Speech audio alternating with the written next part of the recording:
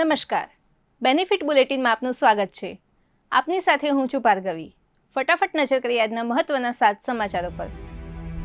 અમદાવાદમાં 20 વર્ષીય યુવકનું કોરોનાથી મૃત્યુ. છેલ્લા 24 કલાકમાં અમદાવાદમાં કોરોનાના નવા 71 કેસ નોંધાયા.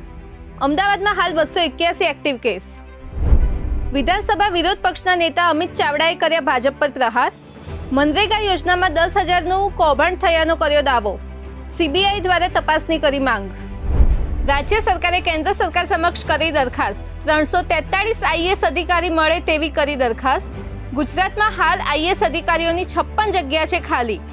આ વર્ષે 5 આઈએએસ અધિકારીઓ થશે નિવૃત્ત. આરસીબીના વિજય ઉત્સવમાં છવાયો માતમ. વિજય પરેડ દરમિયાન 7 લોકોના મોત, 20થી વધુ લોકો થયા ઘાયલ.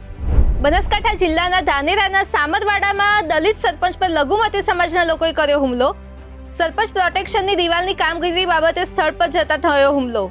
સામાન્ય બોલચાલીએ ધારણ કર્યું ઉગ્ર સ્વરૂપ. વિદ્યાર્થીઓને ચોક્કસ જગ્યાથી યુનિફોર્મ કે સ્ટેશનરી ખરીદવા પર શાળાઓ નહીં કરી શકે દબાણ. વાલીઓ હવે સારથી હેલ્પલાઇન નંબર પર કરી શકશે તેની ફરિયાદ. સંસદના ચોમાસુ સત્રની તારીખો જાહેર કરવામાં આવી. ચોમાસુ સત્ર 21 જુલાઈથી શરૂ થઈને 12 ઓગસ્ટ સુધી ચાલશે. કેન્દ્રીય મંત્રી કિરણ રિજિજુએ આપી આ માહિતી. આ હતા અત્યાર સુધીના મહત્વના સમાચાર. આવા જ સમાચારોની અપડેટ માટે જોડાયેલા રહો બેનિફિટ ન્યૂઝ સાથે.